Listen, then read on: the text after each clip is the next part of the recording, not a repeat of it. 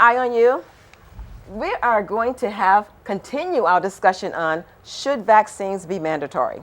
We had a very lively discussion in our last show, and we did not get all the information out there, so we're bringing that topic back.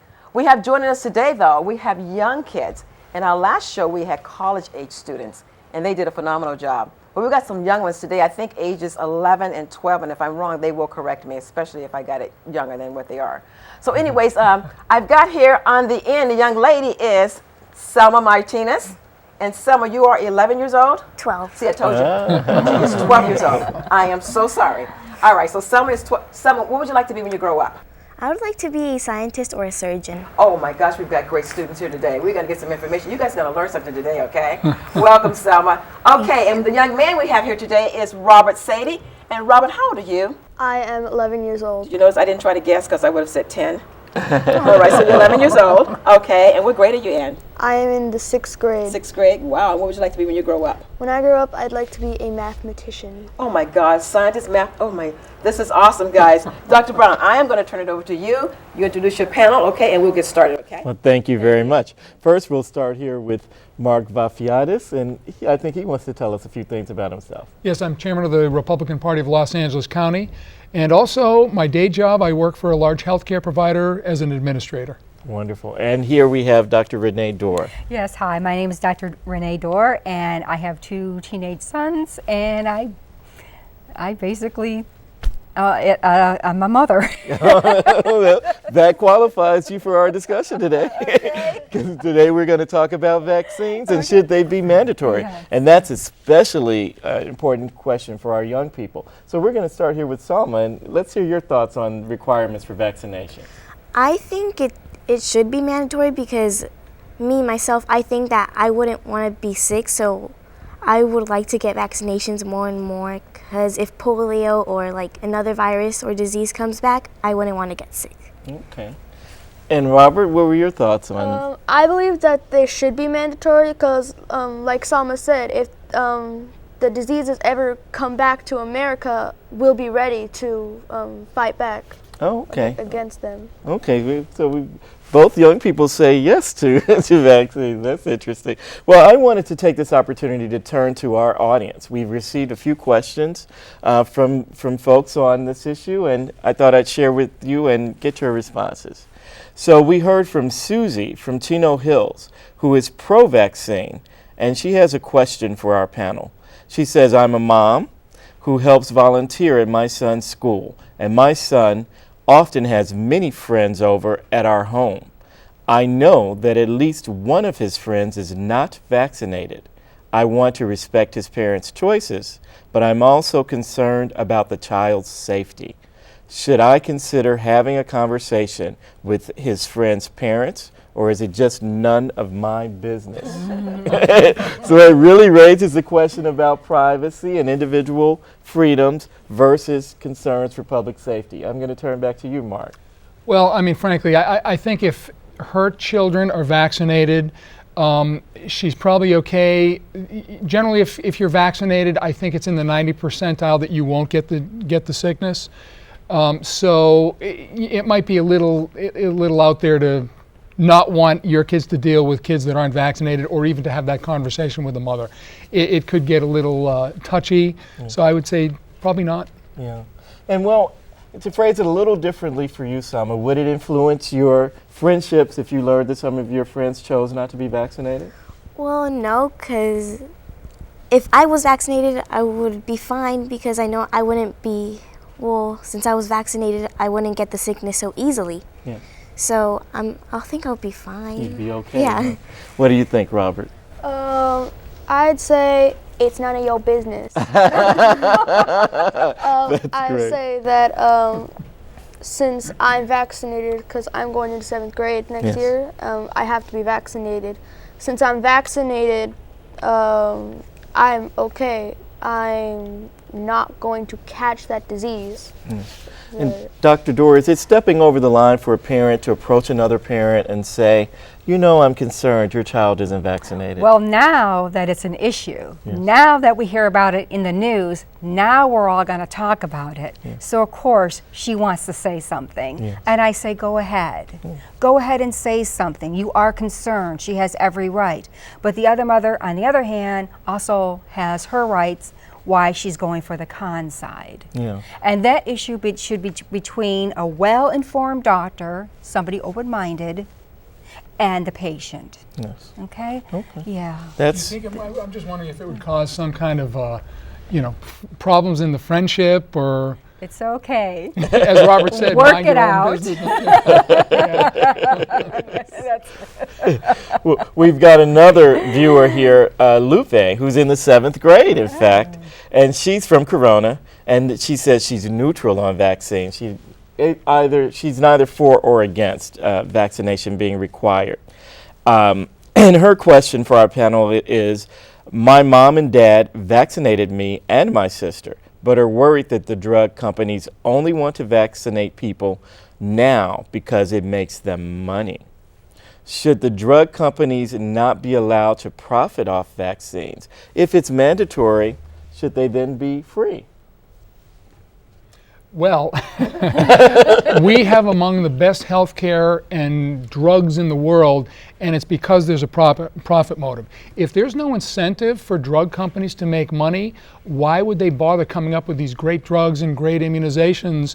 There'd be no incentive to do so if they weren't going to make a profit. So we would have worse healthcare, we would have fewer drugs fighting disease, we would have fewer vaccinations. So, and again, when the government makes it mandatory, it's not because the drug companies are saying, hey, we've got this great new drug, we want to make money, you guys should make it mandatory. It's because there's a need out there, and the government is actually asking the drug companies to develop these things for profit so that we can protect the citizens. Doctor, do you believe Lupe should be concerned that drug companies are just seeking profit? Okay, that's a tough one. If they don't make a profit, how much work and time are they going to spend? How much energy are they going to spend making this product? We are Americans, and it's all about the profit. So I would say, yes, make your profit. This is who we are as an American. Okay. Well, that sounds good. I'm not going to ask the kids because you're not going to have to pay either way. I think you're okay. But we're going to skip down to another question here from Jonathan in Pasadena. He's also neutral on the question of vaccines. And for him, the question is the issue of mandatory vaccination something for the federal government to take the lead on? Or should state and local governments make their own decisions with whether or not to vaccinate their kids? And I'm going to turn to you, Robert, because I know you've done some research on this issue. Well, vaccinations do help people because it prevents diseases. So, to me, vaccinations should be able to prevent, and vaccination should be mandatory in the United States. Throughout the nation. And I know you've got a bit of data here on what's happened over the years. What's happened with diseases over the years because of vaccinations? Well, in the early 1900s, there were many diseases that were contagious, such as the measles. Back in the 1900s, there were like 530,000. And now there, in the 2010, there are 61 cases because it was contagious back in the 1900s, but due to vaccinations, it has dumbed down. Yes, so we have far fewer cases. People are prevented from most of the cases. Oh, that sounds good. But unlike the pertussis, back then it was only 200,000. And now there's a little bit more cases though, and now there's like 21,000. Okay. And we need more vaccinations for the pertussis. We need to have been vaccinated for pertussis when on the shots I had. Yes, yes. So you're saying over time, vaccinations have lowered the number of cases? Yes. Yes, okay. A good reason to continue with them. What do you think, Salma? Well, I think that it's like I'm on the pro side. I think that it's good for us to get them and for everybody to get them because it's not fair to people that don't get them. Yes. So, like, who would want to be sick? Yeah. So I think that it's We good. continue we'll to get them. reduce. Yeah. Well, is this a federal or local question? You know, that's a And great before question. I gotta go to break. Okay. I love hearing from these children, and I do want to ask them about what they think about the autism. Okay. You know, find out if they know anything about that, and But we've got to go to break, so back in a moment. 'Cause nothing ever gonna make this world better if we don't start believing that love really, really, really is the answer. Everybody join hands 'cause it's time now. Spread the love all over the world. Spread it all over the world. Welcome back to Eye on You. I'm your host, Tina Hunt, and I am enjoying hearing from the 11 and 12-year-old today about whether or not they think vaccines should be mandatory. Great information coming from our future scientists and what was it you wanted to be? A mathematician. A mathematician. All right. So welcome back, and Dr. Brown, take it away. Thank you. Well, we were just speaking with Mark, and I'm going to go back to Jonathan out of Pasadena's question and get it back to you. He wants to know, is the issue of mandatory vaccination something for the federal government to take the lead on, or should state and local governments make their own decisions about whether or not to vaccinate their kids? That's a fantastic question, and I'm kind of on both sides of that. To me, it's always best the smallest, the government closest to the people is always best. They know what's best for the people. And secondly, the federal government really should only be doing things that are allowed by the Constitution, via the Constitution. And there isn't anything in the Constitution saying that the federal government should be able to mandate vaccines. However, illnesses are something that cross state lines, so that if one state mandates it and another doesn't, well, then you still have a problem. So bottom line is I don't really know yet the answer in my own mind on that one. And Dr. Dorr, should the government just stay out of this? What do you think? Yeah, I think they should. Yeah, things that happen on a local level, the government knows what the people want, and let the people vote. Let it be up to the people. No, I don't think the government should be. Oh, should be in the vaccination business at all? Huh? No, I don't think so. Okay, No. well, that sounds fair. Then I'm going to go on. We've had pro and we've had neutral. Now we're going to hear from someone who is actually opposed to vaccines, and that's going to be James from Corona. And he has a question for our panel, which says, my family used to trust vaccines until my little brother was born and was soon diagnosed with autism. Should vaccines be optional until more studies are able to conclusively prove that there is no link between getting vaccinated and having autism? And we'll start with you, Dr. Dorr. Well, yeah, that mercury is a tough thing to deal with. They use the mercury for preservative in the vaccines. But there's other ways we can get metal from our frying pans, the Teflon. The mother could have fillings in her mouth, mercury. I mean, we should have a discussion about that. Think of our water. We clean it up with chlorine to clean up the bacteria, but what about the other things in water that we're exposed to?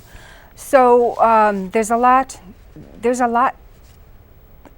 other ways to get like the metals in your body, not just and of course they eliminated the mercury from many of the shots now. Yes. Yeah. So you're saying that the vaccines may not be a primary correlate to autism. Well, if it is, I don't know. It's a tough decision. I mean, I know that autism has risen exponentially over the years, and the question is why? What's going on? We probably need a lot more studies to determine, why we have this. Why we have so much autism nowadays. I mean, there could be several links, not just vaccine. Not just the vaccines. Vaccine, yeah. And Mark, does this concern about autism in any way shape your opinion? You know, it's really sad when children are diagnosed with autism, and parents frequently are looking for a reason why it happened. And people were looking towards, is it because of vaccines? And it's because they thought there may be some causation. They maybe had a vaccine, and then shortly thereafter, their child may have come down with autism. But there has been absolutely no proof, there's been no causation relating vaccines to autism. As a matter of fact, we mentioned this earlier, there was a study Dr. Wakefield did in 1998, which was totally debunked. It was only following 12 children. He was paid by law firms who wanted to sue the drug companies. So he was basically paid to make to manipulate the data to make it look like there was causation, but there wasn't. It's been totally debunked. He lost his medical license, so there is no causation. Vaccines are really a modern miracle. We've had millions and millions of people dying over the years because of diseases that now no longer exist because of vaccines. Yeah. Well, Robert helped us learn that today, that's for sure. We've got another question, and it's from a youth, Chris, who's a college sophomore out of Pomona. He's also anti-vaccine, so I wanted to give us an opportunity to hear from someone on that side of the fence. And he asks, why are some vaccines mandatory, like those for measles and polio, while others are optional, like those for the flu? Why would some be required and some not under this question? And Selma, I'm going to turn to you if you don't mind. You've mentioned having the vaccines, and we've talked about childhood diseases, but what about something like the flu? Well, the flu is, I've catched it before. You've had the flu? Yeah, and I got a vaccination for it, and it cured me, so you don't want to be sick, like I said before. So I think people, who would like to be sick? Yeah, who would like that? And I think you should get all of the vaccinations you want because, you can't be sick. Even though the vaccinations hurt, I cry sometimes, and you just have to get them. It's a part of your body. You want to be healthy. Okay, Yeah. it's part of just health maintenance. What do you think, Robert? Well, I think that Are flu shots comparable to vaccinations for things like mumps, measles, and chickenpox? Should we just all get that as a matter of course? well, like Salma said, you need to be healthy, and they are dangerous diseases. If you catch one, you have the side effect of death. You have bad side effects. Yes. And the diseases, they're not good for you. So that's why we have vaccinations to prevent death. Yes. People want to make things right. Yes. That's what America is known for, the land of the free. Okay. And Dr. Dorr, many of the other childhood diseases, let's call them, we've already said aren't typically deadly diseases, but we certainly hear of deaths related to the flu. Is the flu shot in any way in your mind as needed or necessary as the vaccinations we've been discussing? If you're talking about the influenza flu, yes. Okay, oh yes, I would definitely, that should be mandatory. Are those in the same category even? Well, the thing about influenza, several people died of that back in the 1900s. I mean, that was a deadly disease. But now when we have the measles, rubella, and those types of diseases, you get a fever, you get a rash, you rest, you take your fluids, you put your lotion on, and basically you're done. Yeah. And then you build up your immunity, and you have your natural immunity towards those drugs. Yeah. So I would think the flu vaccine. Oh yes. Is something that we need to. I think so. Yeah. I think Christopher, our viewer from Pomona, who's anti-vaccine, is really on your slippery slope, because what he's getting at is if we make childhood disease vaccines required, then why would we not go forward and require flu vaccinations, and who knows what from there? Right, and maybe the flu vaccine isn't a good example because that can be a deadly disease. I mean, especially with the elderly. If they catch the flu, their chances of dying are a lot higher than obviously if a young, strong child gets it. But there is a slippery slope there. Who decides which are the inoculations that the population should get and which are not so dangerous? We have to kind of work that out. We don't want to be the boy that cried wolf and have every disease one that needs inoculation. But at the same time, those dangerous diseases, we need to vaccinate the population. Yeah. Well, you know, before I said I had all my childhood shots and never got any of those diseases, I've never had a flu shot, and I've never had the flu. Healthy. Listen, we need to go to break. When we come back, we'll continue this discussion. Back in a moment. Little voice came on the phone. He said, Daddy, when you come home. He said the first thing that came to his mind, I'm already there. I'm already there. Take a look around. Oh, I'm already there. Being there. Pass it on. Welcome back to Eye on You. I'm your host, Tina Hunt, and we're having a lively discussion today on should vaccines be mandatory. And it's been great hearing from our youth at the table today. I'm still on the fence, though, so I need to hear a little bit more. So I'm going to throw it back to you, Dr. Brown. Convince me, guys, one way or the other. All right. Well, thank you. Actually, we've got one more question, I think, that might help us get to the heart of that. And that comes from a young high school student, Brandon, from Downey. And he says so many studies, as we've pointed out, have been done by our government, and they all show that there's not enough evidence to say that vaccines cause autism or other diseases. Why is it that there are still so many people who are so suspicious of vaccines? And I think that kind of gets to the heart of it, of the matter. What do you think is the source of the suspicion? Why are people so afraid of the idea of vaccinations since they're so healthy? What do you think, Salma? Well, I think that they should tell us what's inside the vaccinations, and if they should tell us that it's better for you or it's not, and maybe it can give us more, or it can make us more sick. And I think they should tell us what is inside the vaccination. So you think more information will help calm the fears? Huh? Yeah. And Robert, what do you think? Why do you think people are so afraid of a vaccine? Well, like Salma said, we need more information because like ingredients such as aluminum are bad in big doses, but in small doses they're fine. Like babies with breast milk and infant milk, there's more vaccines in there than there are. I don't know. There's more aluminum in them than there are in vaccines, so it's better. Yeah. And Dr. Dorr, what do you think fuels the suspicion? Okay, the media. Oh. Yeah, I mean, everywhere we go, it's we hear it on the radio, and if you listen to one radio station, they're pro, Yes. and they're strong, and their voices are powerful, you know, and then we lean towards that. But you know, you get on the internet, and there's a lot of cons out there. You know, you have to study the con. Like for example, when RetroShield was on the shelves and we were using it, everything was great. 9 months later, they pull it off the shelves.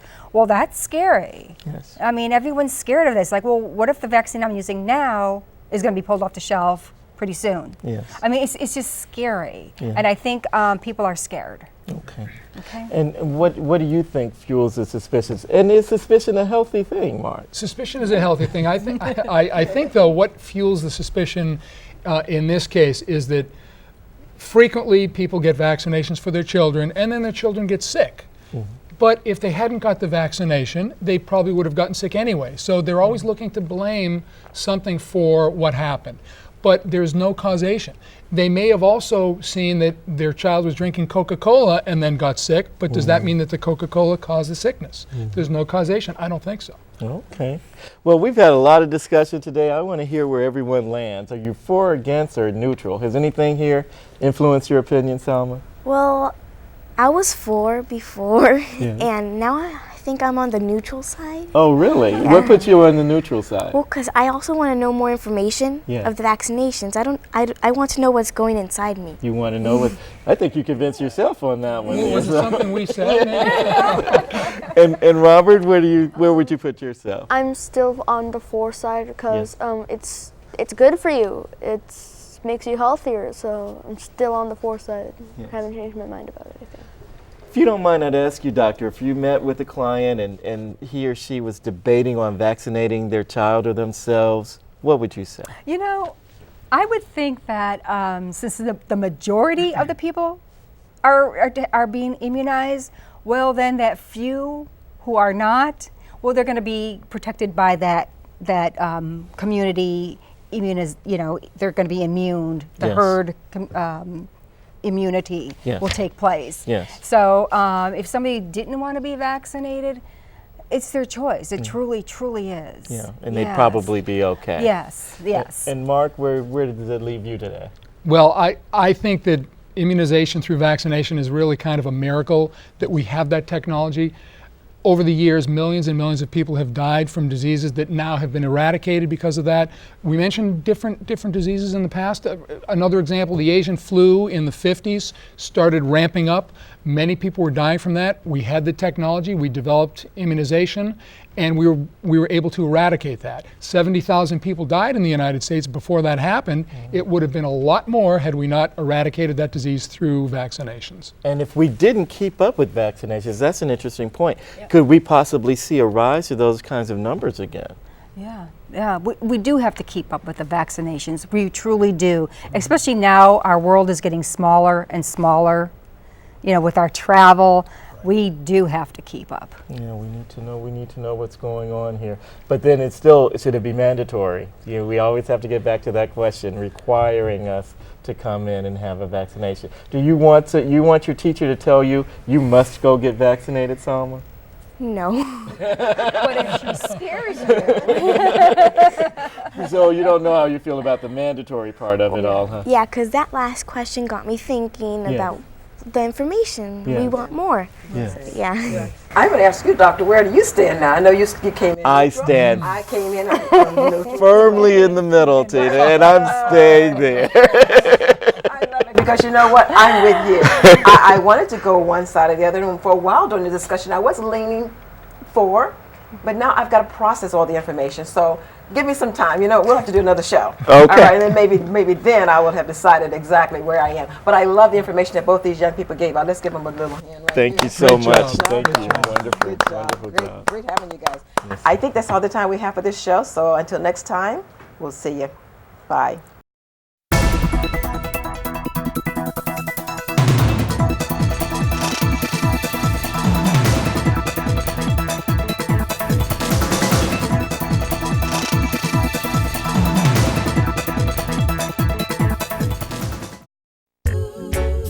Nothing ever gonna make this world better if we don't start believing that love really, really, really is the answer. Everybody join hands, 'cause it's time now. Spread the love all over the world. Spread it all over the world. I'm not what the girls here would call classically good looking. I spent most of my youth in the dreaded friend zone. That all changed when my folks got Charter TV. I discovered tons of chick flicks in HD and on demand, and learned all the secrets to romancing the high school girl. Now in a school full of boys, I'm the man. I'm the man.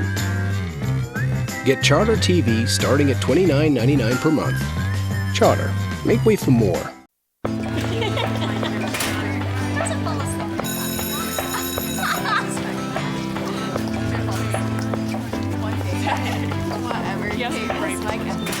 No way. Hi. Hi. Shine, come on and let it shine. Hi. Little voice came on the phone and said, Daddy, when you come home. He said the first thing that came to his mind, I'm already there. I'm on already there. Take a look around. Oh, I'm already there. Being there. Pass it on.